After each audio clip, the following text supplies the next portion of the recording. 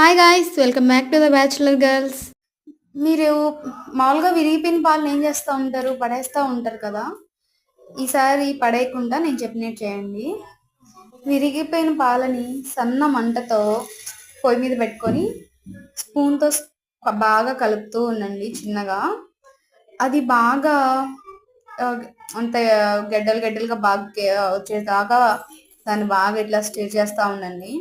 ఒకసారి బాగా అంతా ఫార్మ్ అయిన తర్వాత దాన్ని ఒక కాటన్ క్లాత్‌లోకి తీసుకోవాలి. అదంతా ఆ మీగడంతా దాంట్లోకి వచ్చేలాగా ఆ కాటన్ క్లాత్‌లోకి తీసుకోండి.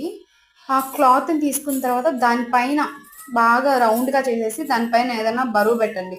ఏదైనా రాయి కానీ, లేకుంటే ఏదైనా వస్తువు కానీ బరువైన వస్తువు పెట్టండి. దాన్ని అలానే ఒక హాఫ్ అన్ అవర్ వదిలేసి చూసామంటే చాలా సాఫ్ట్‌గా పన్నీర్ అనేది రెడీ అయిపోతుంది.